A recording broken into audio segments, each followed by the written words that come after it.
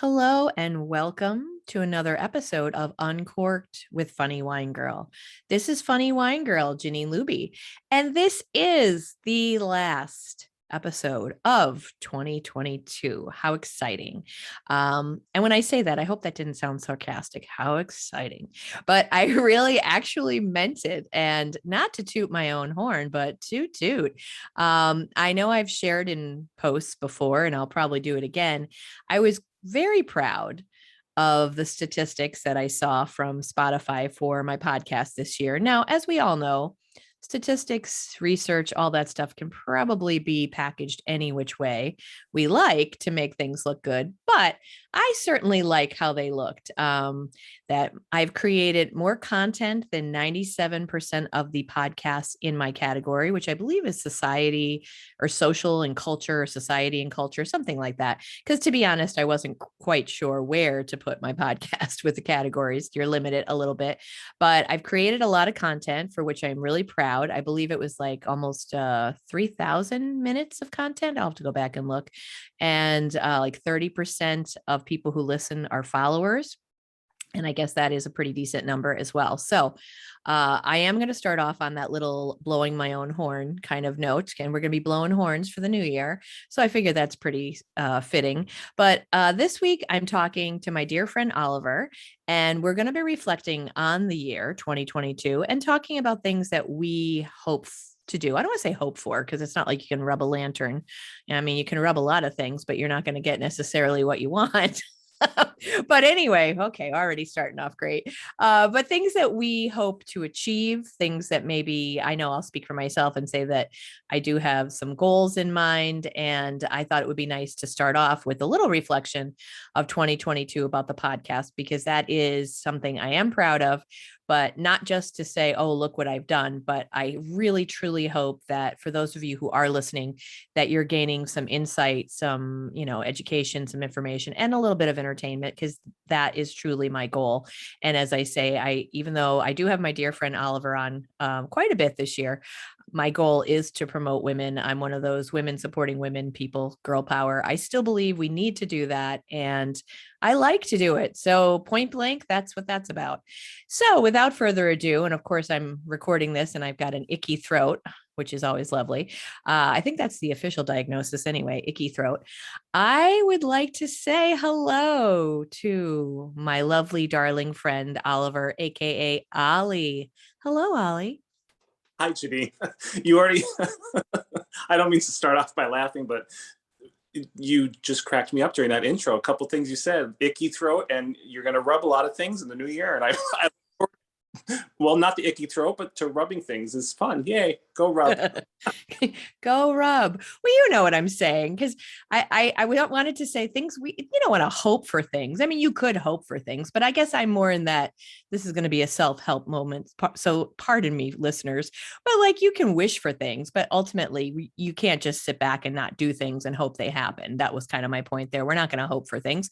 We're going to, hope that we can achieve things. Because granted, we might set goals, but sometimes we get lazy. Sometimes circumstances change and we just can't, or whatever. But you knew what I was saying. And I said, you're not going to just rub a lantern and get wishes. If that was the case, I'd be rubbing a lot more things, I think. And there you go again. I totally knew what you were getting at. It was just, it tickled me the way you said it. And of course, my brain immediately goes south and dirty. You say things like that. But so that's what made me smile and laugh. So we've talked about that in another episode, haven't we? About dick jokes. Totally. Absolutely. So yes, Happy New Year. Go Happy rub one. New Year. Go rub something. Happy New Year. A lantern, a lamppost, a scratch off with a coin. Yes, and I have now, because of that, did you rub my lamp from Aladdin, Robin Williams' voice in my head right now? So Oh, and that's a pleasant voice to have. God rest his soul, R.I.P. Robin Williams, who brought a lot of joy to this earth, this planet. So where should we start, Oliver? I kind of started with the tooting of my own horn, and I should probably say, as I mentioned those statistics, You are listening to not me. I mean, right now you're listening to me, but my guest, Ollie, is my number one fan who I love that he not only listens, but I look forward to his little texts that he'll send me of what he enjoyed about the episode. It really makes me happy. So I look forward to more of that in 2023.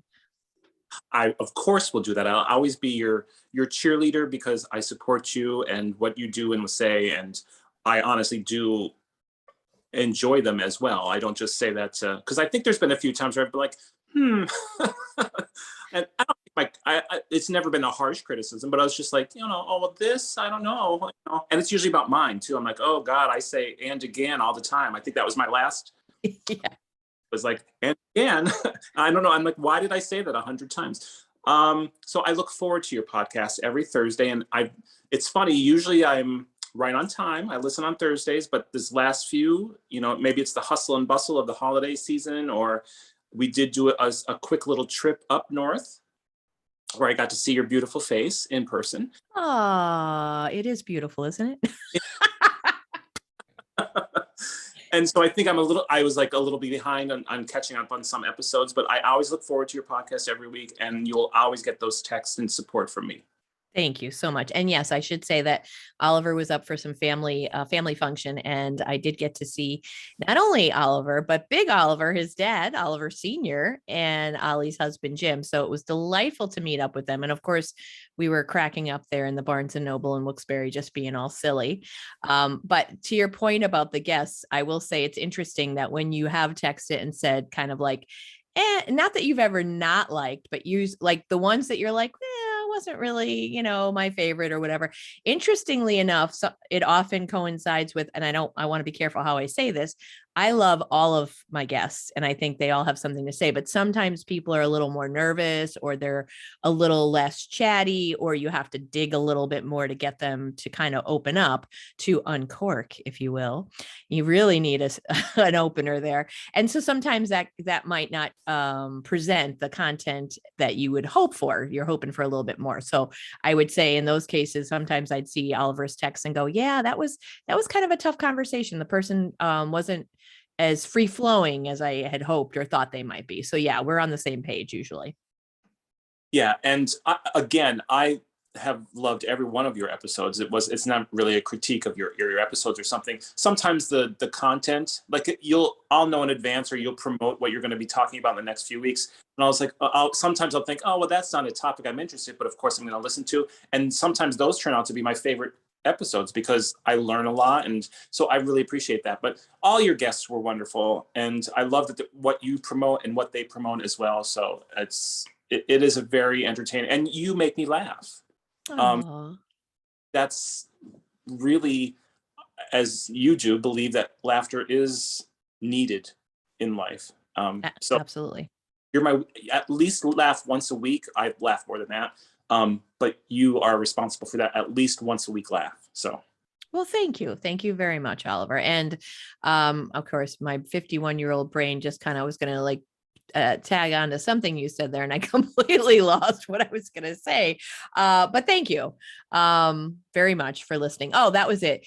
The things that you think, oh, I may not be interested in this topic, but you listen anyway and you learn.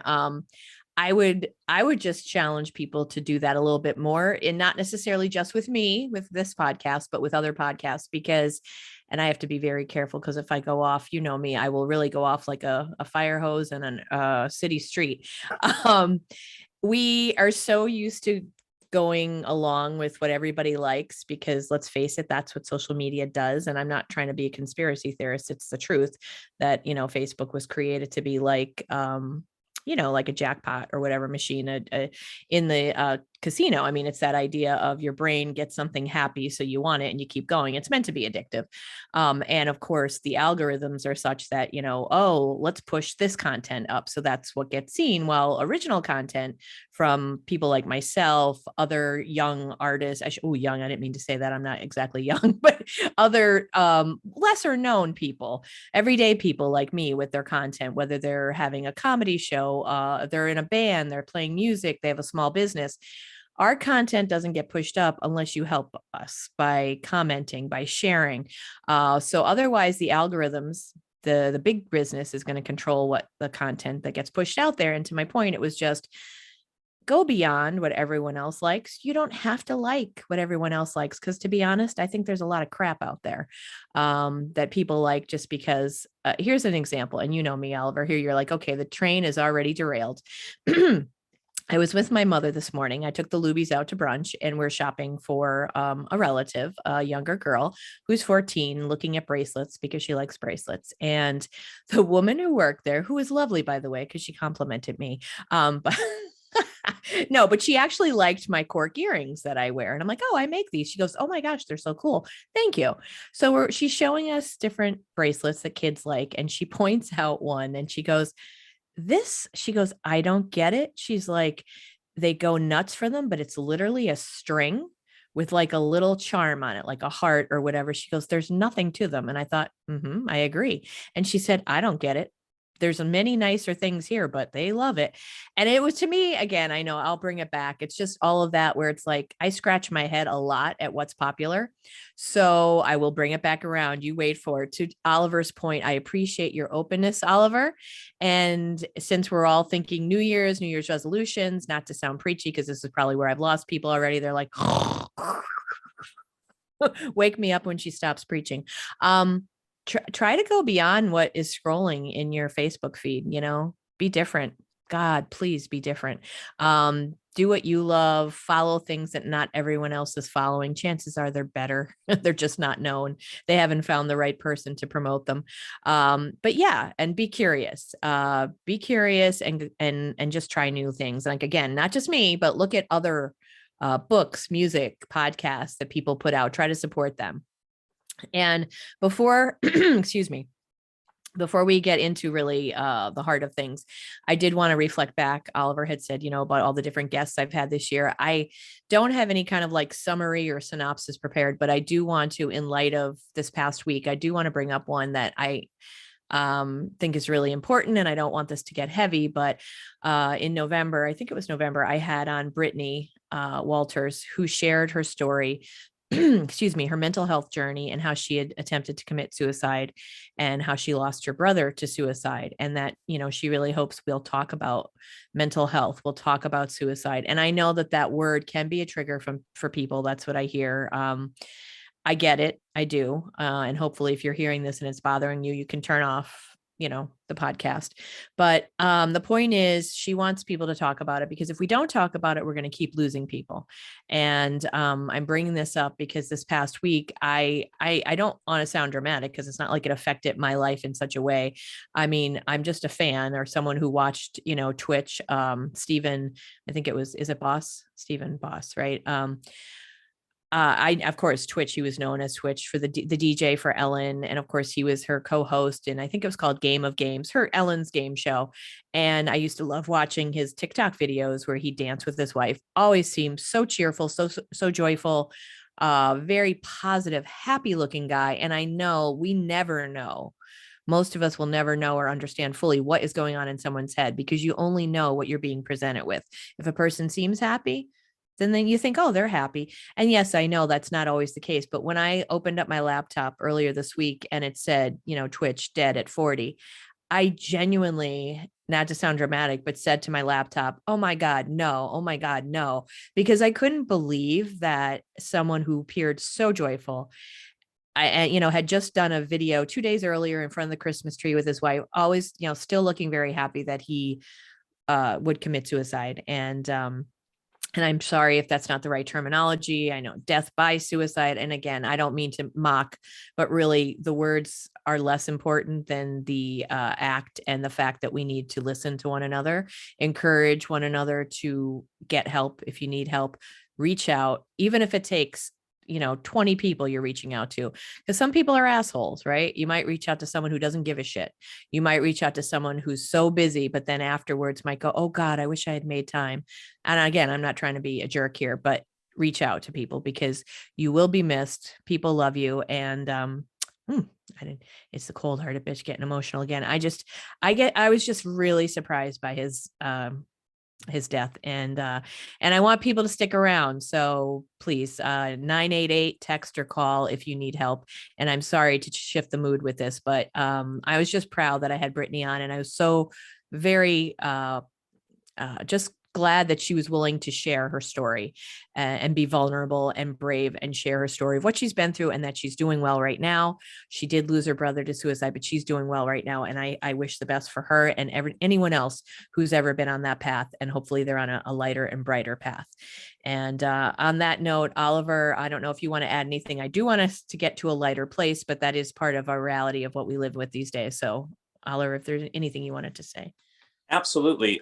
First of all, that was a one of my favorite episodes that you put out. And Brittany's story was, it was so brave and courageous of her to anytime someone speaks from their truth and tells their story, which sometimes is more difficult than other stories. I just applaud that very much. It was a fantastic episode. And to your point, yes, we want to focus on light and love and reflect on things that are happy, but life is reality is tough. You know, what was the movie? Reality Bites. Mm. And we have, Going back to Winona Ryder. Sorry. Yeah. oh yeah. And sometimes you just, again, what they say, you have to go through the dark to get to the light, and it's cathartic. And some people have it easier than others. So it's important. I, like you, was completely shocked by Twitch. He, again, just a vision of joy, of happiness every time I saw him, and he always made me smile. And he was a fantastic dancer. I used to watch him on So You Think You Can Dance, is where I think his fame really started and off. And he was just lovely man, not only to look at, but just you can tell he was inside just a beautiful person too. So you don't know what anyone's going through. We mentioned Robin Williams at the beginning of this. You know, did you rub my lamp? The genie, the voice of the genie, and did so much. And again, we only saw the light. We didn't see what was going on inside. So you're right. We don't want to dwell on darkness, but you have to notice it. You have to say it's there, because if you don't, then that's when it can kind of take over. Yeah, exactly. Well, thank you, Oliver. Yeah. And again, I want to move on to lighter things, but I don't want to ignore or dismiss. And that's the whole point. Do not ignore or dismiss. Be willing. And then I would like to ask you some things about your year, Oliver. But before I do that, I'll just say, be willing to be uncomfortable.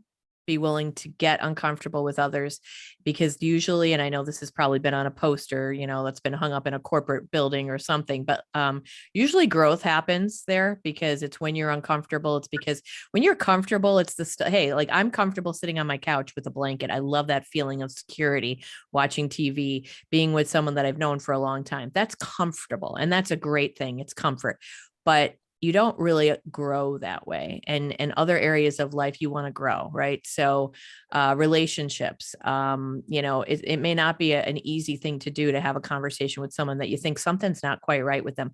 But you know what? You may not have too many more tomorrows if you don't ask. So just be willing to get uncomfortable. And then, it might lead to some really healthy, beautiful days. So on that note, speaking of beauty, Ollie, you beautiful man, tell me one thing or two or five or 75, although we don't have time for 75. I'm sorry. My producers will just be lighting up the place, and that's me. Tell me some things that you have reflected on for the past year, things you're happy about, things you want to talk about, whatever you want to talk about, Ollie.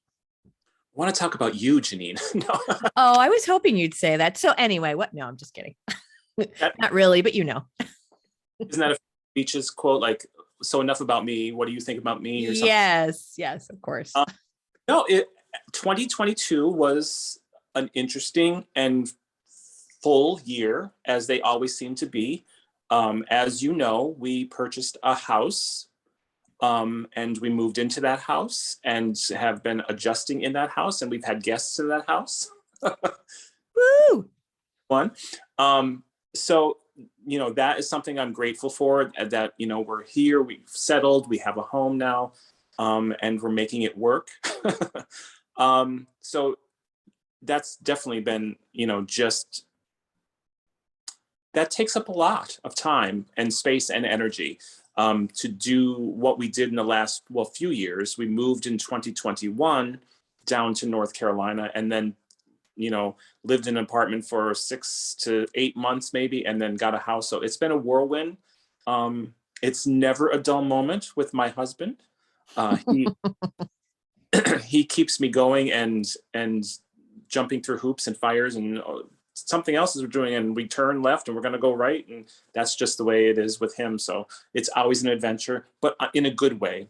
He makes me get uncomfortable, which I think is one of the things that I'm attracted about him, is that he takes me out of my comfort zone. Because like you, I can just stay at home, watch a movie, and I'd be thrilled. That'd be great. And like a lot of people is like, you need to get out. I'm not really an outdoor, like you love nature. Nature can stay outside. That's why. Ollie. Because of my allergies, it's because I don't like bugs and critters and stuff. So like nature to me is just like, oh, it's pretty. I like taking pictures of it, or I like looking at pictures of it. I think it's beautiful. But he makes me get out, and he makes me go out and do things. And we did a lot.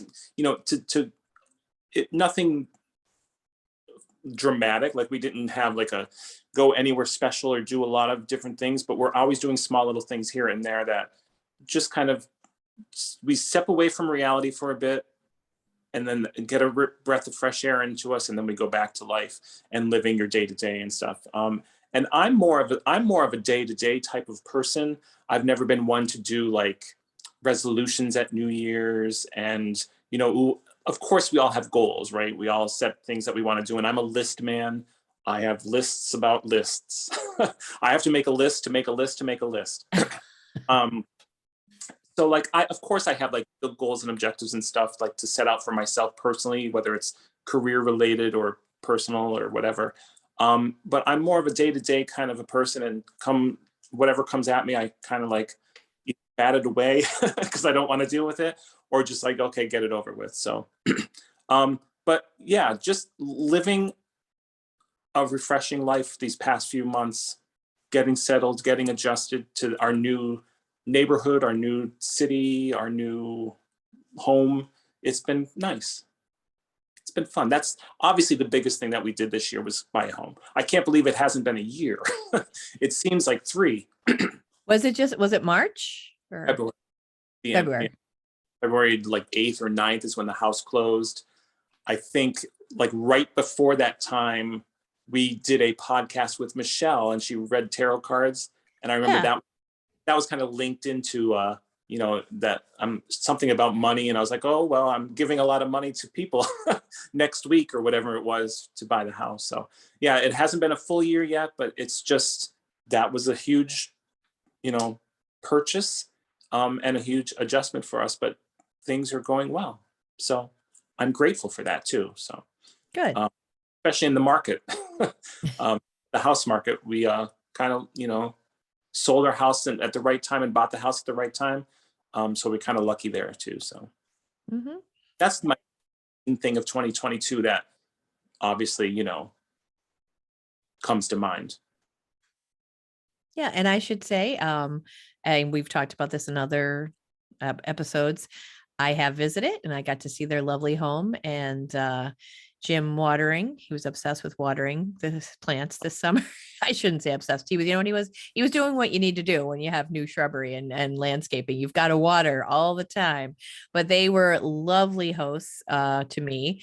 And I will be planning my return trip probably for May again, just because it's just going to work out that way. I would have liked to have gotten there before it gets too hot, because I know in May it was already starting to get warm, but I think I'll probably be doing that again. So we'll be talking offline about my return visit, because I would move in a heartbeat, because they're just so wonderful. Although I'm sure the vacation would end after a month or so. They'd be like, get your own damn dinner and don't be leaving all those crumbs around the house. But yes, they have a lovely home, and I'm so glad I got to spend time with you in it. And I do look forward to more time in 2023. I think it was a recent episode, or maybe it was offline, when I said to Oliver, or maybe it was when we met up at Barnes and Noble. I said, how's 10 days? And he's like, oh, wasn't that how long you stayed last time? I only stayed 8, but I guess it must have felt like 10. So look out. And just like I said, it hasn't been a year since we've been here, but it feels like three. Sometimes time just is fuzzy in my head. So, um, and I guess another thing of 2022 that was great was I got to see people close to in my life physically face to face. That includes both friends, you included, and family. So that was, always nice to do. In the times that we live in, I know we moved away a little bit further, so it makes it more difficult to do that. So the fact that we were able to see people this year that we love was perfect. And you got to see, I believe, thankfully you have more than one guest room, so we get to have our own. I believe the man who shall not be named, John, made a visit Uh, as well, or two. he did. He visited. His sister visited with him on a trip up when they were going from Florida to Pennsylvania to spend a little bit of Thanksgiving holiday with his family. And on his way back down, he stopped. He stayed again.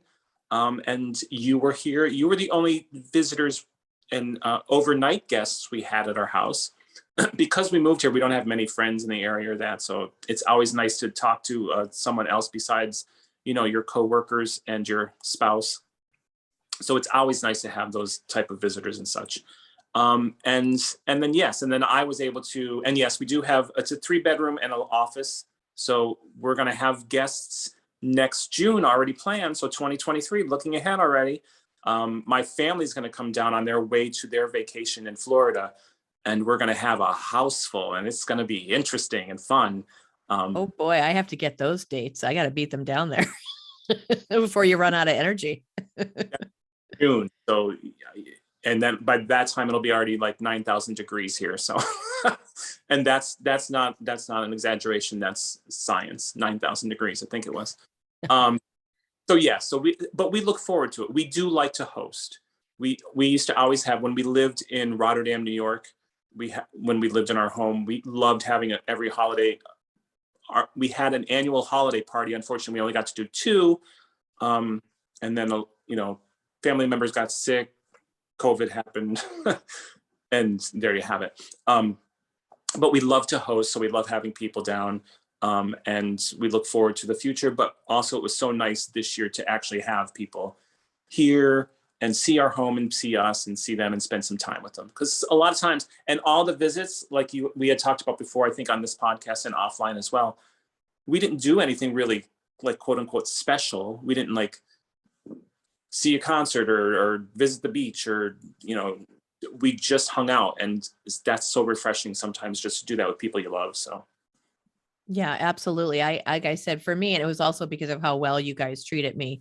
I felt like I was truly on vacation, even though we didn't go like to a theme park or this or that. Like, we went to a couple places, but it was really nice just hanging out and one change of scenery, being out of my home, being out of my, as much as I love Scranton, being out of my home area. And just like I said, you guys were such great hosts that you were so good to me that I truly felt on vacation for sure. So yeah, I look forward to that in 2023. we do too, and like I said, we love to host, so it's something that we both enjoy, so we love it. So bring it. That's why I always say bring your mom and dad. And you're like, no, even them be. And I will continue to say no. I live right next door to mom and dad, and I love the Lubies just as much as everybody. Yeah, well, not just as much. I love them a lot more. Obviously, they're mine. But yeah, we live next door to one another. So when I get away from everything and everyone in northeastern Pennsylvania. So yeah, they appreciate your invite, but they won't be joining me. Yeah. Um, I made some notes for today because I just wanted, because I felt bad. You know what? I had talked to you, well, we talked through text about my last episode about the holidays, the Christmas and, and holiday traditions. And I wasn't thrilled with how that came out because I feel I didn't really prepare. And as I was thinking about it, I think I was a little too focused on what I don't have instead of what I do have. I know I was saying, oh, we don't have any, ethnic food traditions because we don't. And I should have probably focused on the positive of what we do have. And I did. Hopefully I shared that. I didn't want it to sound like I was lamenting the fact that we don't have, but like I said, my family is not a food family. But one tradition that I cannot believe I forgot to mention is lighting the bayberry candle. I don't know if is that a tradition that you do in your family or that you've done, Oliver? I don't even know what a bayberry candle is. Oh, okay. So for the longest time, I didn't know if it was a Catholic tradition, a Christian tradition, or whatever. I don't know. I mean, I looked it up and I found something about colonial women who had put like bayberry into their candles and it made the house smell so good that they gave it as gifts. That's one thing I read. But really, I know that growing up, the tradition was to light a bayberry candle. So it's a berry and it smells nice. I can't describe it for you, so I won't even attempt it, but it smells nice. But you would basically as far as the tradition, I don't know if it was my grandmother that told us. I think it was my grandmother. So we would make sure we did do this every year. And like I said, I can't believe I didn't talk about it. We would light a bayberry candle and you let it burn out. So you like, so of course, normally you're told don't leave a lit candle unattended. Well, we would put it in the sink and just let it burn down because it was supposed to mean good fortune. So I had looked that up today and it just kind of is similar. It says that the bayberry wax is not only said to bring you wealth, but tradition says that those who burn the bayberry candle will boost the power of luck and prosperity into their life and home. So no matter what the true truth, because with some of these traditions, they get embellished. Basically, the idea I think is as you get closer to the new year, it's bringing in, good health and wealth and prosperity into your home. So that is a tradition that we do every year. And that is something I still do every year because it stuck with me. And anything that, light, I love light and the idea of prosperity. Everybody wants to start their, end the year with good hopes and ideas for the future. So Excellent. That's interesting. I had never heard of that before. So I don't, I love candles. I kind of like that. It's funny, like I was like you, was born and raised pretty strict Catholic. And I've kind of waved away from the religious aspect of it. But once you're Catholic, you're always a Catholic. And there's still some traditions like, I look over to my left now at the beautiful Christmas tree, and right next to it is the huge manger scene with Jesus is that, and like for Jim and I are both, again, he was raised, and again, see, I said it again. and again, again, and again. Mother of pearl, that's a goal for 3. Don't say that as much. So right next, I'm looking at the manger and Jesus is laying there and waving to me. And it's also, my Jesus doesn't wave at me. He must be oh, pissed really? at me. Yeah. He just lays there like a baby. I think it's the heat down here. He's waving at himself. Oh, Lordy. Lordy, it's hot. Oh, me, it's hot. And like Jim's was Catholic too. We're not religious people now, is my point, but we still have like a manger setup. We still have Jesus. Like we do a lot of things from our faith, regardless of what we practice or not, that we bring into us. So the bayberry, I don't know, what is it, a Christian Catholic thing? If it is, I was not familiar with it. That is not something my family did, but I like that idea. And is it a New Year's or is it Christmas or? Well, it doesn't, I mean, in what I've read online, it doesn't specify, but for us, it's always been Christmas Eve, not New Year's Eve. So I should probably do more research to find out. And I think I did say this last week on my podcast that I really wish I asked more questions. That's one thing I'm sorry about, like with my grandmother, she lived with us. I was, blessed to have her, my mother's mother, Esther, Cyrilla Dolan, to live with us my whole life. She lived with us. And I mean, when you're a kid, you don't think of these things because you're too busy playing and doing things the kids do. And then in high school, I mean, I guess those years, and like she lived till I was 21. I wish as I got older in high school and college, I had spent time to do an interview, even, you know what I mean, just to ask her questions. Although my grandmother was tough. She might be like, what the hell do you want to know this for? Like that was kind of her, again, not to badmouth my deceased grandmother, but, I mean, there are grandmothers that might be like, oh dear, yes. What would you like to know? That wouldn't have been my grandmother. Just setting a picture for you. It would have been like, oh, Jesus, I don't remember, Janine. That kind of was how she spoke. So I think I would have had to approach it in a different way and write things down as she was telling them to us. And so my point is, I don't really know why she started the tradition. I know that her mother is was Irish. Anna McGraw, she came directly from Ireland, and her father, Robert Stevens, came from England. So I don't know, maybe it was more of a European, or was it like, I know the one thing it said something about colonial women. So maybe it wasn't European, maybe it was early American, that maybe English or were involved in, or Irish. I don't really know. So I can't say, but I can tell you that we would light it always Christmas Eve, and I still do it that way and let it burn into the morning, Christmas Day. Nice. I like that. I like that idea, and I like finding new traditions like that because it's fun to start your own. Like regardless, like you had earlier in this podcast, you said that I shouldn't say young because I'm not young. You're still young enough to start new traditions and start something new and start something fresh. So I like that idea. I might look into that. That's fun because I like schedule. I like pattern. I like having things as much as I like the crazy and having things coming at me. I can multitask like a pro. I also like traditions, and I also like, well, I'm doing this because that's what I do and I like it. There's certain things that I just continue to do and I like to do. But I also like finding new things like that. So thank you for that. Well, you're welcome. Well, I will just mention one thing as far as my reflecting, and then I'd like to go uh move on to what we're looking forward to for 2023, the things we're gonna rub or not rub to make things happen. um Oliver's rubbing his heart. I think that's a good area to rub.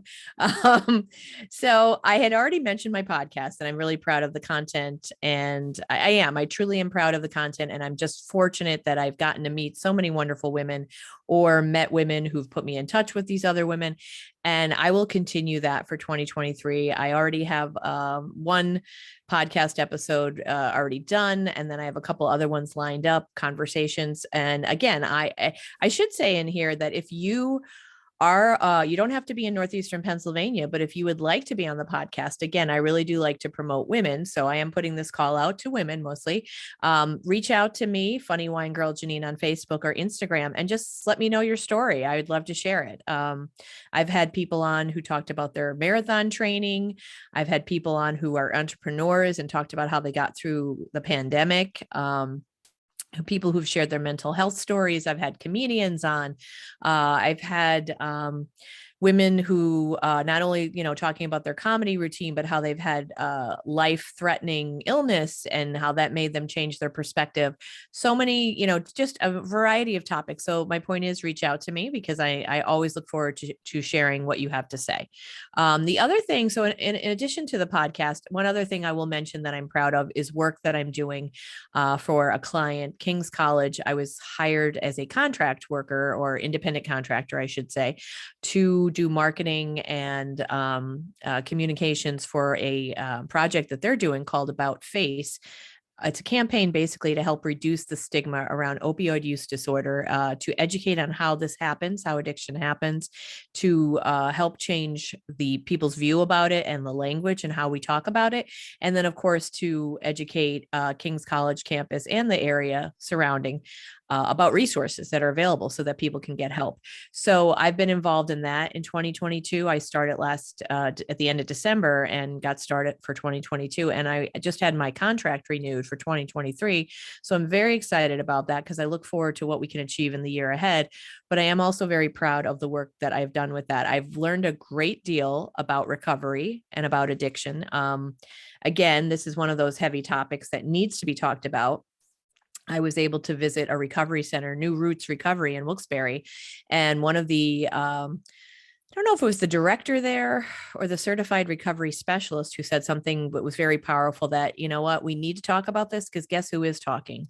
The drug dealers, the people on the street who are supplying, who, they're talking, and that's happening. And if we're not talking, she said, our silence is speaking for us. And we do need to talk about this. So I've learned a lot. I have a lot more to learn, but I'm really proud of the work we're doing on that. And so that's just something, when I reflect on 2022, that I'm most proud of, I guess, professionally. There are other things that I'm also proud of with my comedy and things like that. But I would say, as far as my professional career, that's one thing I'm most proud of. So before we move to the future, Oliver, anything else you want to say about 2022? Any achievements you want to share, or anything at all that you'd like to share before we start to look ahead? Back to the Future. Um, Where's that DeLorean? exactly. I applaud your work with King's College, and funny. We talked, I think, about the movie Dope Sick, and Mm. Jim and I, when we do a long trip, and as I mentioned, we traveled up to Pennsylvania um, earlier this month, and we listened to audiobooks. And the audiobook we were listening to on the way down, and we just finished it the other night, was Matthew Perry's Friends, Lovers, and the Really Big Secret, or Really Bad Thing, or forgive me for not knowing the exact title. But it was very eye-opening about opioids and just at him being an addict and what he goes through and is. And it's humorous because he's a funny guy. He's the type that wants to make you laugh and, in the room. But it was very eye-opening as far as what an addict goes through. And I think the more, like you said, the more the drug dealers are talking, so we should be talking about it too. So I applaud that very much. So even without reading the Matthew Perry, it's just fresh in my mind now, because we had just finished it. So good for you and for them. That's great. Well, thank you. Thank you. No, and I don't say that for, for kudos, but it's much needed. And like I said, it is much like you're saying, eye-opening. It was eye-opening to me as well. And I've gotten to meet so many wonderful people who talk about their experiences and how it's basically a journey their whole lives. It's not like, oh, I was an addict. No, I guess you're in recovery all your life. And it's a challenge. And it's in some cases very sad because some people lose their battle. And it's just, I think I watched a lot of documentaries too over the summer as part of this so that I would be more well versed. And like I said, I still have so much to learn. But there's a woman, um, oh gosh, I'm going to forget her name right now. Julie Israel, I think is her name. She was on one of the documentaries, her and her husband, and they had a son who took his own life because of his addiction. And he was here, their son, Michael, had a Crohn's disease at 12, diagnosed. And I think in his teens, his doctors were giving him opioids for the pain because he was in so much pain. And like the couple, the family is like, you don't expect this to happen, because she's like, if your doctor gives you 150 pills for the month, you take them because your doctor gave them to you. And so the addiction just overtook him, and so he just couldn't live with it anymore, and he took his own life.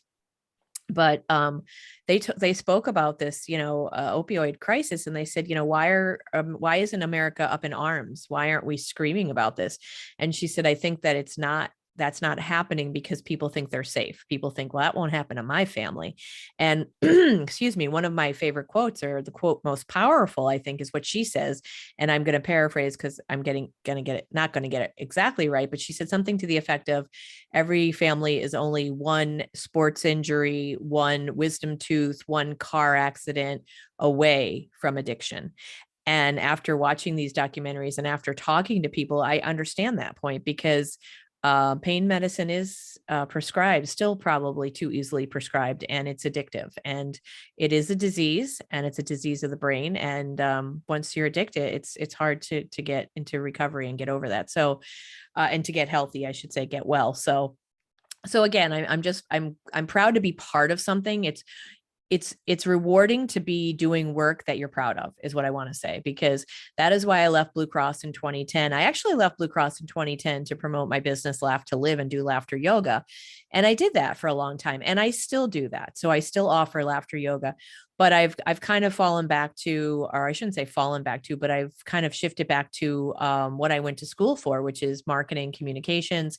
And so my clients, I've had many clients that I'm happy and proud to have, but there's just something really especially rewarding about something that we have. There's so much work to be done. And so if you can make an impact on anyone, that's always nice. But enough stroking my own ego, or whatever the hell. I'm rubbing that thing again. So let's look forward to 2023, because I know I have specific goals, but I want to hear from you first on things, and they don't have to be personal, professional, whatever things you're looking forward to, whatever it is that you're excited about for 2023. A lot of rubbing and stroking. I could see why that would make people happy. Isn't that the happy ending? That could be a happy beginning for 2023. There you go. Excuse me. You always make me giggle.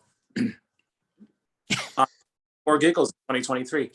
2023, I look forward to um, definitely more visits from people like you. I look forward to, and now that we're here and established, when Janine was down in 2022, this past year, I gave her the beautiful tour of like, that's my one doctor. This is my other doctor, because we just moved here. We really didn't know the area, and we tried to learn as much as we could. But so Janine got the tour of where all my doctors are, and I have a lot of them. Tell everybody though, my favorite place that you took me. Oh, I don't know. Do I? Think about it. I was so excited. It was like a mecca. And why am I talking like this?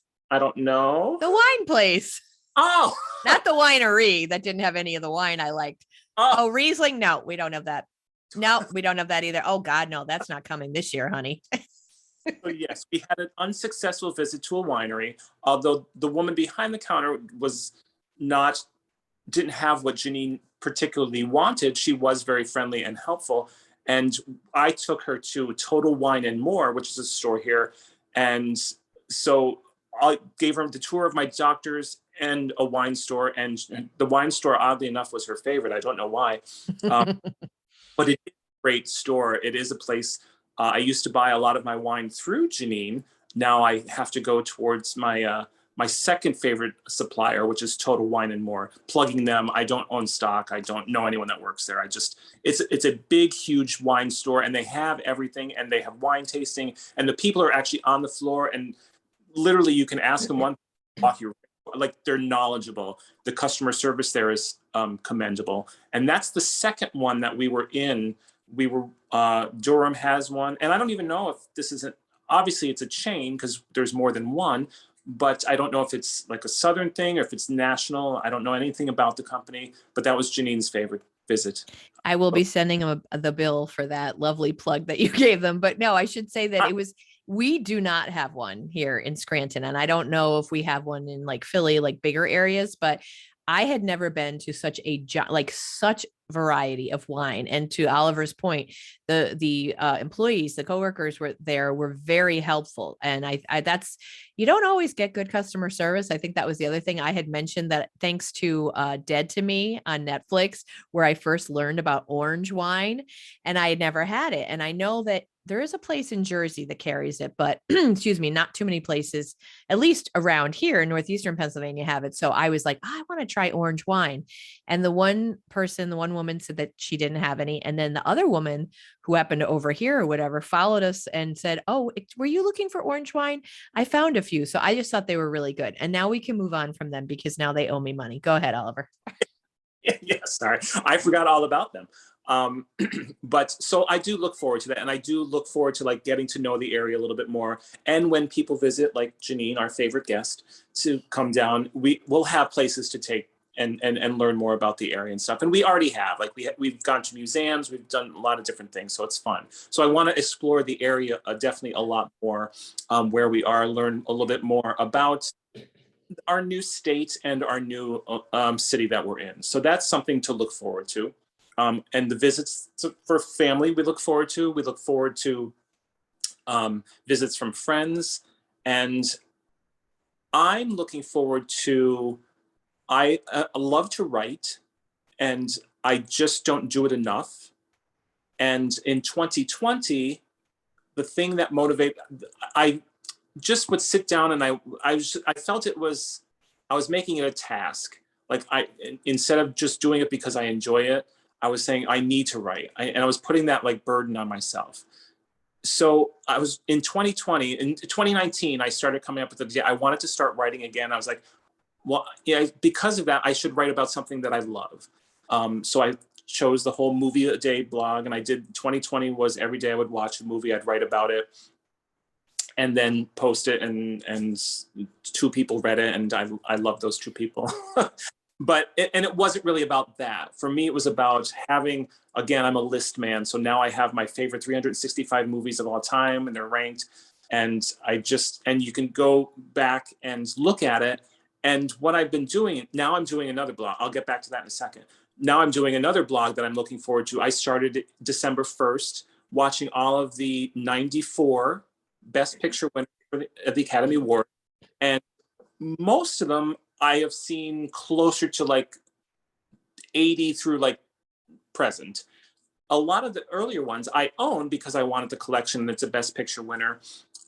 So I started from the first one and I've worked my way up. Now I think I watched movie number 16 today, and I'll be typing up a little bit about that and posting it. So I'm looking forward to that and continuing that through 2023. My goal is to have that completed on March 12th, which is Oscar night, and that will have our 95th Best Picture winner. So that's my writing. But going back to my 2020, when I did the Movie a Day blog, I wrote a lot about my life in it. And when I started piecing together like certain aspects of it, and I always wanted to write a play or a novel called Autobiography of an Ordinary Man. And I was just going to like kind of write a story about a guy. And then I started piecing things together from my blog and taking like movies when I watched Ferris Bueller's Day Off and what I was doing or what happened during when I saw Brokeback Mountain. And I realized that I'm telling my story through this blog. So now I've started, and what I want to do in 2023 is piece it together and put it in, instead of ranked movies, I'm going to piece it together in chronological and then see if I can come up with some sort of backbone to a novel / play. So that's my writing goal for 2023. Looking forward to doing. That's a lazy way out of writing a story, but not really, because I did write them. They are, I have them already written. I'm just piecing it together differently. And it came to me a couple of weeks ago, really. I was looking at it, I was like, because when I started a new Instagram where I'm putting all of those movie things on, where it's just my movies. I started I look at a movie, and I read a little bit about it. And then I was like reading certain ones, random ones going through. And I was like, this is like my life story. So it might not be an interesting story, although a lot of interesting things have happened to me, I think. And, I think it'll be interesting. So that's a writing goal that I have. Like I already said, I'm not one for resolutions, and I've always been that guy at the gym that every January be like, ugh, here they come. Here they come. Yep. Here's all the people making their resolutions. It'll clear out by March. Actually, research shows it clears out by February. Oh, really? Okay. Seriously, yeah. And that's just, and again, not being a pessimist, that's the research that shows that, at least from what I've heard, that most people, or a good majority, have already stopped them by February. Yeah. Gotcha. Good to know. And again, I was a pretty regular gym user. But when I moved here, I didn't. Then I stopped. I did join a gym last year to get back into a little bit of shape, and then it fell off. I don't know what it fell off of. I just stopped going. And what did it fall off of? What fell off you? Nothing fell off. I blamed the heat in June. Like I was like, oh, I just didn't want to go outside. It was just so hot. That's just a lame excuse. It was hot, but shut up and go. So I think I'm going to be one of those people in January that is be like, I already have the membership, so it's not like I'm joining again. I'm just going to start going again. Because I really do. That's good for the Parkinson's. That's really my only fight against Parkinson's, besides, because the medication just treats the symptoms. It doesn't treat the disease. Exercise is really the thing I can do for myself to help. So I think I really need to do that in 2023. And if I don't, you and Jim have the authority to yell at me and say, do it. Once I get going, I will say I'm usually good, but it's always getting started. So I think I'm using the whole resolution thing this year to say, just shut up and do it and go. And I am a big, I liked reflecting through the year. And I was always one of those people on Instagram that would post your top 9, I think is you'll start seeing them pop up on Instagram, your top 9 pictures or whatever. I can't even do that because I only posted 6 pictures on Instagram this year. I mean, I go and I think my average is 25 minutes a day on Instagram. So I'm not a big, social media person. I did get rid of Twitter. I got rid of Facebook like 2 or 3 years ago. I can't even, 2018, I think I ditched that. So I'm not a big presence, but I think I want to be a little bit more um, outgoing on social media as far as posting next year too. And again, not really for anyone, not for the likes, but just for myself, because I think, I don't know, it gives, like, I like looking at my other Instagram account that I just started and looking back at all the movies, and like, it feels like I accomplished something. I look back and I say, oh, I did that. And it gives me memories. Like, I would post things on Facebook all the time, and like things that I liked, videos and stuff, or movie clips or quotes. I wasn't really doing it for the likes, although it's nice to start a conversation with someone. Like, someone says, oh yeah, I love this song or this movie or that quote. And then you can talk about it and bond over it. I did it because I wanted to put stuff that I liked. So I think I'm going to start doing that a little bit more, be a little bit more active on social media, which is, some people are probably like, well, that's a stupid, silly thing, but some stupid little things are necessary, I think. So I think it'll just give me a sense of accomplishment and just post things that I like that makes me smile. So. And they'll probably make other people smile too. Chances are, right? So. All right. Absolutely. And I am one of those people that's very curious, and I do try to do uncomfortable things to get me, because you never know what you're going to like until you try. I learned that from my mother making me eat vegetables when I was 5 or 6. Like, you're never going to know unless you try.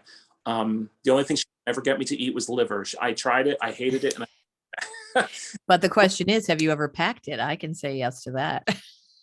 I have packed bloody liver and it's quite disgusting, but yeah, it does have a lot of iron in it, I guess, to eat. and my mother used to make it and no one would eat it. So then she gave up, and liver and onions was like her favorite meal. Like, when she went out, if it was on the menu, she would get it.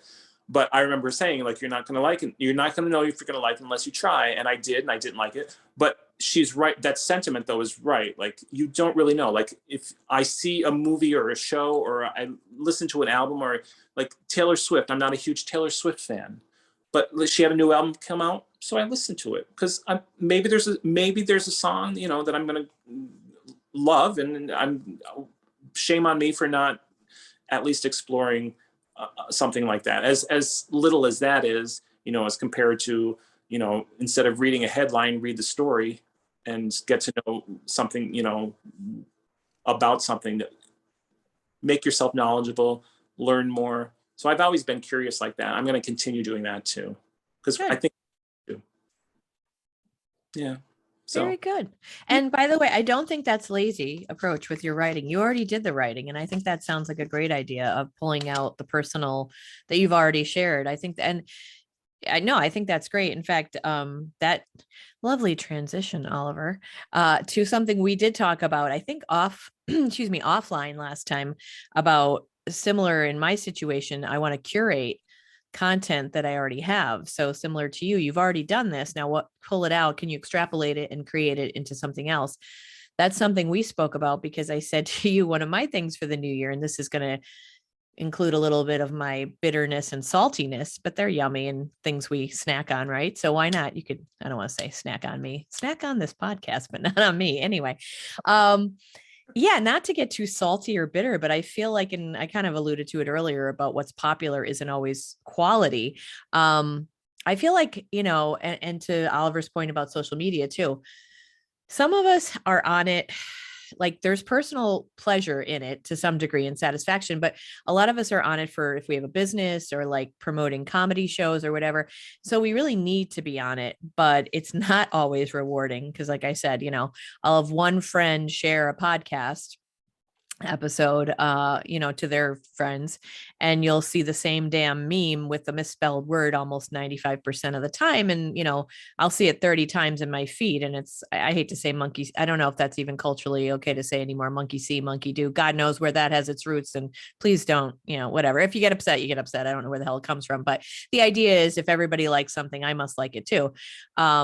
So anyway, my point in all this is like always trying, as someone who does comedy, who's somebody who does the podcast, I'm like, always looking at like, oh gosh, that only got so many likes and that didn't get much reaction, and trying to know what's going to be popular. And it's like, or undervaluing myself. And that's something women have imposter syndrome. So do, yes, men do too, but women, without a doubt, more women have imposter syndrome. And that just means that we feel like we're imposters, that we don't belong somewhere, we don't have the knowledge, or we don't have the capacity, or we don't blah blah blah. And that's all bullshit, because we do. And I, for 2023, want to say, yeah, I've created a lot of good content. Now how can I repackage that? How can I package it in a way that's going to, and I don't want this to sound materialistic, but to get me more attention and more money, because I do want more clients, I do want more business, and I am proud of what I do, and I'm passionate about what I do. So it's certainly not all about money. Clearly, honey, if anybody knows me, you want to see feel free to look at my tax documents. I am not all about money, as I drive my Honda Civic, that's a lease. I am not, but I want to value myself more. I want to demand more as far as what I charge, and to curate my content, because I've created different content, and it's like sitting on my computer and different things. So I do want to curate that. So to tail on to what Oliver had said. Do you mind if I share some of my other ones, Oliver? Please do. Okay, so I'm a geek for words. I'm a word nerd, as I like to say, and I love alliteration. So I was driving to Wilkes-Barre the other day to visit King's College, because that's one of my clients, and Edwards Garden Center, which is also a client in the Luzerne County area. And things popped into my head that I want to do more of in 2023. And of course, I'm like, ooh, that's a hard C. Oh, that's a hard C. So of course, it was easy for me to remember them because they were a hard C. Curate was at the top, curate my content. Collaborate. I feel like I do a fair amount of that, but I also don't believe that I'm a good team player. And I can cop to that. I probably say I prefer to work alone, or when I am working with other people, I like to be the one in control. I don't often trust a lot of other people, sometimes with good reason, but not always, perhaps. So I want to add a little more collaboration in my 2023. Curiosity. And we talked a little bit about that before. On my podcast, one of my podcasts, actually the first one you'll hear in the new year, I had a conversation with Lisa Van Arsdale, who is she's going to be a trip. Let me tell you, you're going to want to listen to this. She's the person who's been a professional. Oh my God. I've been drinking amaretto on the rocks and it's hitting me here. The rocks are hitting me in the head. She's been a professional. She's been a professional snuggler. She currently, one of her jobs, she tastes liquor. She's like a tester at a liquor place. I've done comedy with her. She's traveled with Patch Adams, and I'm probably giving way too much away. Interesting person. But when we spoke, she said, and I don't mean to toot my own horn again, toot toot, hop aboard the compliment train, ego's busting in the caboose. My caboose is busting. Anyway. Anyway, Lisa said something really nice, that she appreciated that I am who I am, that I'm not afraid to put it out there, and that I do follow my curiosity. And we talked about that. And I do feel that I do follow my curiosity, but I feel I need to do that more. And I feel I need to get curious about more things. So that's more of an educational type of goal. Get curious about more things. Like, I'll see, like I don't know, a forum, community forum, or a community conversation that's advertised, that's free. Come out to a lecture, learn about a certain culture, different things. I might go, oh, that looks interesting, but I'm less likely to go because I'm going to go by myself. And it's like, I want to say yes to that kind of stuff more, so that I broaden my horizon, so that I learn to understand things I don't know about more. So that's one of my goals. Travel, of course, I'm going to be traveling to see Oliver, and that's a done deal. So, and he knows, as I say to him, be afraid because I'm coming. He's not afraid, but he knows I am coming. I would like to get to France again. For those of you who don't know the story, I won't go off on it too long, but I did make a friend when I first visited France in 2000. I think it was two, Marie and her husband, Jean-Claude. They're actually around my parents' age. I've been to Provence with them for a week. I've stayed in their home for a week. They've come and stayed in my home in Scranton, Pennsylvania in 2015, which is the last time I got to see them. Excuse me. And we were supposed to get together in 2017 and go to Holland because actually, how we met, I was on a train to get to Van Gogh's grave site in a town called Auvers-sur-Oise in France, outside of Paris. Did not know what stop to take. She drove me and my friend, Chris, God rest his soul. He's actually passed away. He was a friend of mine who went on the trip with me. She drove us there. We've been friends ever since. So she knows how much I love Van Gogh. And we were supposed to meet and go spend some time in the Netherlands, 2017, because I've never been there. We did not get to meet. She had some illnesses. Time happened. Things passed, whatever. And, none of us are getting any younger. So my goal for 2023, I would like to get to see her and her family again. Very talented, compassionate family. Her husband, Jean Claude, visits people, prisoners who don't have family.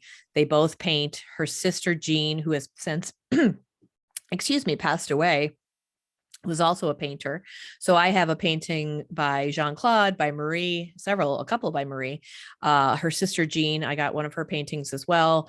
Marie's son is a photographer. So they're very talented family. I hope I get to spend time with them again in 2023.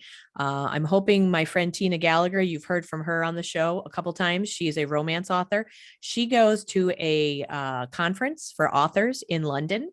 So I'm actually hoping to tag along with her in June because I've never been to London. And I will tell you, again, opening up your interest and curiosity, for years I had no interest in England. I thought, I don't want to go there. But hearing other people's stories, starting to watch shows, a lot of British shows that might seem silly or sound silly, I am in love with the idea now of going to London, to England. So I'm hoping to kind of go with her, stay there for a few days, and then either take the Channel or a train. The Channel, I think it can be expensive, but somehow manage to meet up with Marie and go to France again. So that's a goal. Two other big goals I'd like to share just to put them out there, because sometimes they say, actually, not sometimes, I will share this little tidbit that I heard at a workshop or a conference.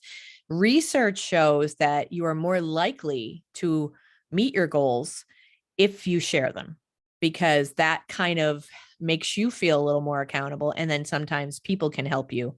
They might even just say, oh, how's that coming? Or how's that going? And it should never make you feel bad, by the way. I want to put that out there. It should never make you feel like, oh, yeah, I said I was going to do that, but I didn't. I know, like, I see Oliver grinning. Did I do that voice again? I'm in a band. I'm in a band, but the start of this podcast, I used to bother you all the time. How's your podcast doing? When you start your podcast? Podcast. Yeah. And I mean, I do say that with be careful. We have to walk a fine line. And again, I do think, oh my God, I'm going to derail all over. I don't think it's wrong to hold people accountable, because I know that I struggle with this. You'll see it all over. And I will accuse or hold this idea of you have to like digest whatever is out in social media. Yes, you do have to be kind and give people grace. However, we do live in a world where it is absolutely okay and necessary to still hold people accountable. There is nothing wrong with that. Yes, have grace when the person's going through something and they can't meet deadlines or they can't respond to your emails or they get understood. That can't be 24/7, 365, or the relationship needs to shift. So I just want to say that I got to put that out there. And I don't know where I started with all that. Oliver, help me out. Where was I with that before I said I'm in a band?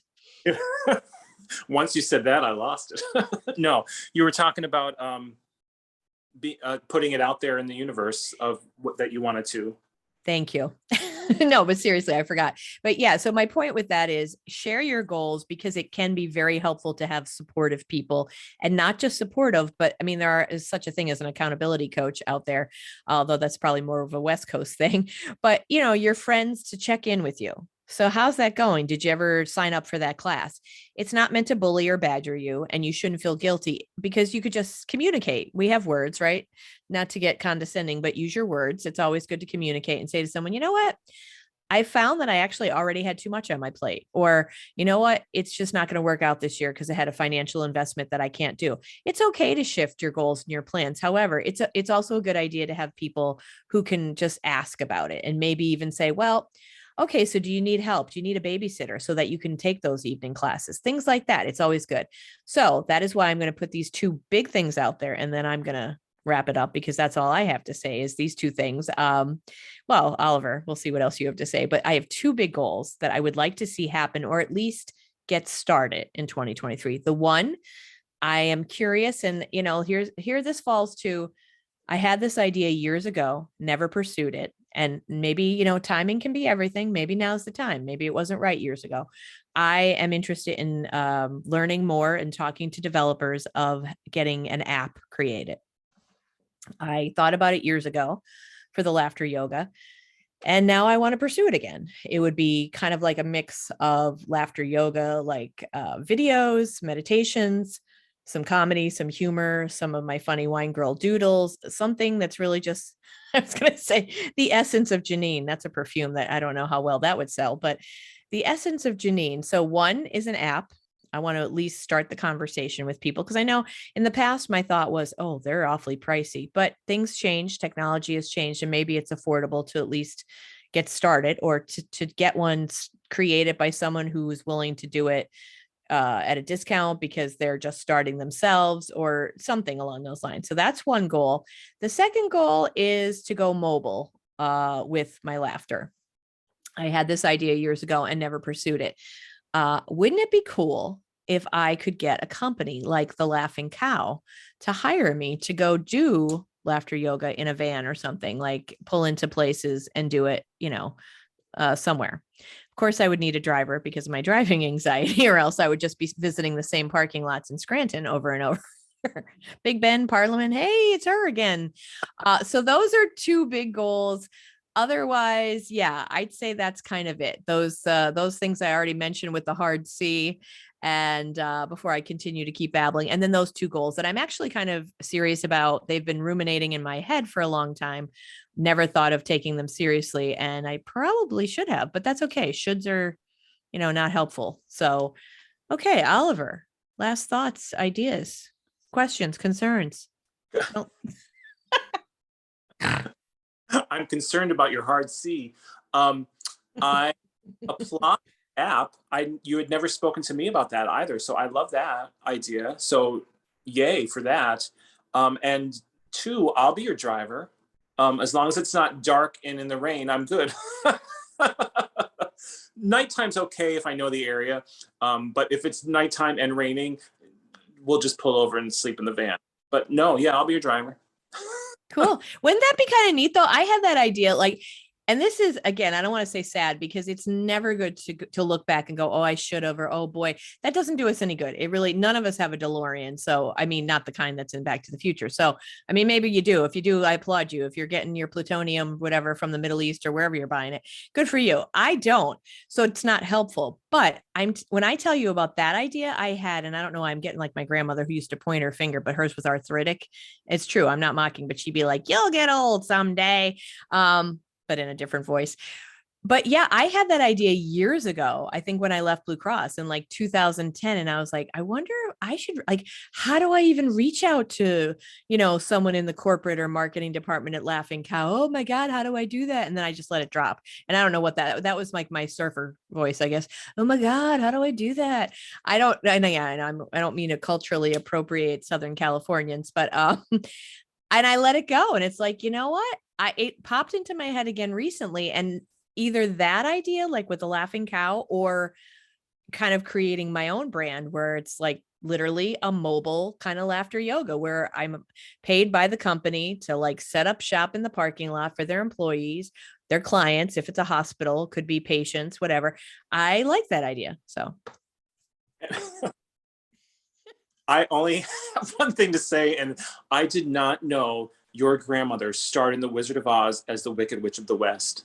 I'll get you, my pretty, and your little dog too. okay, all right, That okay. was, I was like, is that what was her name? Margaret Hamilton, I think, was the actor who played it. I'm like, what? You had many voices today. I applaud that. May more voices come to you in 2023. And I'll do like an Oprah moment. But may the one that's the loudest be your true voice. Did you like that? Yes. And you knew, you met my grandmother, right? I did, yes. And she did not. No, she didn't. But is it not correct? I mean, I don't think she was the type to even put on air. She wasn't the type that'd be like, have a seat, hun. Let me make you a cookie. That was not her. No, and my grandmother, I only knew one of my grandmothers. I think you as well, correct? Right. Yeah. My other two grandfathers I knew, my dad's and my mom's fathers, but I only knew my mom's mother. And she was kind of like that as well. Like, it was like, you know, she would serve us. She loved to like cook and make stuff and do all that stuff. But you, and she would like hug her, but she wasn't like a real personable, like, oh, honey, what do you want to do? What do you want to? No, it was more like tough love. And I loved that as a kid. Like, she was one of my favorite. Her and my mom were like two strong women in my life from the get go. And that's why I think I love strong women, because that's who raised me. I mean, my dad was there too, but like, those were the women that really raised me. So my grandmother was like that too. So similar. And she didn't sound like Margaret Hamilton either. I don't even know if that's her name, that actress. I'm going to have to Google that later. But anyone named Margaret Hamilton out there is loving the plug. She's like, oh, Ollie, stop. Yeah, to your point, my grandmother, she came from really tough love. And of course, she gave my mom and when I say tough love, let me rephrase that, because it might not have even been loved. It was more tough. Like her mother, Anna McGraw, like when she was bad, or let's say, well, kids are bad. What does that mean? They didn't follow instructions or didn't do what they were told. She would get beaten with a hairbrush. Like, that's not really love. I'm saying that's, again, we could look at that on a different scale with a sociologist and a psychologist of, well, you do what so she probably came from an abusive mother too. But so she was really tough on my grandmother. My grandmother was kind of tough on my mom, but she was softer with my brother and I, but still not like a mush, you know what I mean? And so that was kind of my point. And she is actually the only grandparent that I knew. I didn't know my grandfathers either. So unfortunately. But that's not said to be like, oh, that was me. I'm just saying it would have been nice to know them. Absolutely. Absolutely. Yeah. And it was my other grandmother was alive, but she passed away when I was like 7. So I have images of her and visions. Like, I don't have visions of her now, but I can picture her, and I remember certain very little things about her. But so no, I can relate to your grandma, and my grandma are probably of the same cloth, or at least in the same fabric kind of section of the store. I'm smiling because she had nicknames for a lot of people. And I'm thinking of Mary Stain. She had a name for her. She had some not nice names for people, and I won't I won't name them now. But anyway, she was a tough gal. So what can I tell you? And she would answer the phone. That was back in the day. The kids of today won't understand, but back when you had that phone where you had to go shh, shh, shh, or even if it was like pressing buttons, like you had one line, and someone would call the house and she'd answer hello, and it would be like, is Janine there? Well, I don't. Another voice, is Janine there? And my grandmother would say no. Oh, good times. Good times. Those were good times. Anyway. All right. So let's wrap up here. I've reflected again, super proud of the podcast. And I will say to you again, I don't say that just to toot away, although it is a lot of hard work, but I do it because I care truly. And my goal always, promote women, yes, but also hope that you gain something from it, you listeners. A new piece of information. And again, I'm not saying that like I'm not doing like major research, but these people are sharing something from their lives. So hopefully you learn something, gain some insight. Maybe it'll inspire you to do something that you wanted to do, or to make a change in your life. That would be amazing. Get a few laughs. That's certainly, that would make me happy, even if you walk away with just a few laughs. So I'm super proud of 2022. Look forward to more episodes in 2023 to hear from fabulous women. And you'll hear, of course, from my dearest Ollie again, because we can't not do this because it's too much fun. Any parting words, Oliver? Be happy, laugh, be joyous, take it day by day, be curious, have fun. Life goes by fast. is the truest of true things. We've been friends since we've been age 14. Can you believe we're heading into 2023 and that we are in our early 50s? That is astounding to me. And I tell my son now, who's going to be 26 next month in January, at the end of the month, please live your life. It goes by fast. Just that's always my advice, whether it's the end of the year, the beginning of the year, the middle of the year. It Yeah. zooms, enjoy it as much as you can. Very, very true words. And I can't believe, yeah, it does seem, and I swear, and not to sound again even more cliche, I feel like each year that passes, it seems to go faster, which, you know, you hear older people say, and it does, because it's like, oh my God, November was like a blink that month. And it's like, oh my God, I think it does. But I think that is part of our society too, and how we do get caught up. And I won't say about other people, but myself, like you get so caught up and you're like, oh my God, where did the day go? But you have to like, one thing, and I'm not tooting my horn again, but one thing I do a fairly good job at is like at least stopping in certain moments, not always, but like, you know, I've shared my story about squirrels and the bird feeder. But that is also it's a source of like, I won't even say what I've been doing to chase the squirrels lately, but when I look out and I see a cardinal or a little chickadee at the bird feeder, especially last week, I actually posted it on Instagram, a reel of them in the snow falling all around, and them at the bird feeder. That, oh, to stand there in my kitchen and just look out the window. And then I got out. Actually, I think I was on the porch for some other reason, the back, maybe putting out my recycling. And because cardinals can be kind of like skittish, they don't come around if you're making noise. But I happened to already be there. So I had the pleasure, the luxury of kind of being able to video them. And that makes me feel good. And as I'll often say when I do laughter yoga online, something else to look forward to, I offer that on my Facebook page, Laugh to Live. I will say that like do the things that make you feel good, you know, as long as they're not hurting other people. That kind of stuff, like standing there, like being in nature, it's good. It's literally healthy for us, like lowers our blood pressure. There's actually research about it. So those moments, when I acknowledge them, but to my point is we do get caught up, and that's how things go so quickly when we're not really taking the time, because before you know it, it's like, oh, okay, it's 8 or 9 o'clock at night, and where did the day go? So like try to, just like Oliver said, really embrace those moments and enjoy them, as many as you can. And even though I will say this, a lot of people, oh, I'm so busy, and I'm going to be a little tough love here and say, for some people, I think that's bullshit. Because you make time for what I'll go off. Here we go, Oliver. I'm going to derail again.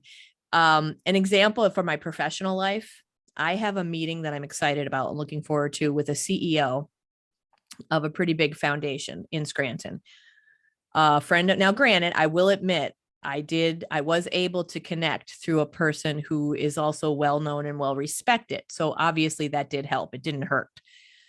But this woman not only got back to me, but she is going to literally meet with me for coffee. It's not a phone call. It's not a Zoom. It's not a talk to my assistant. It's a, let's schedule something in January for coffee. So for that, and then you have other people who are like, they literally can't even respond to you. And again, I know we're also in the stage of, well, give them grace. Some people just don't do. Okay, I know, you know, Oliver, what I'm trying to say, but basically we all deserve respect. Some people are just not respecting other people is the bottom line there. But anyway, I don't know what got me going on that. But I don't even know, Oliver. I'm sorry. I apologize. But being in the moment, but also making, that was my point. I knew I was going to circle back around, making time for yourself.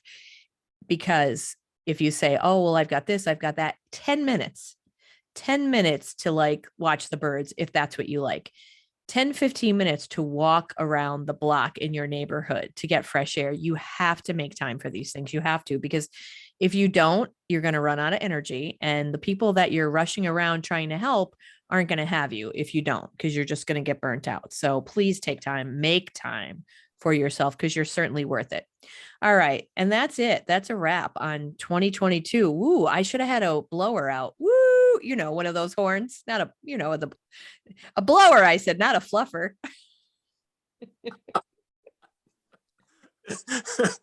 Oh my goodness. The last when I listened to this. No, a noisemaker.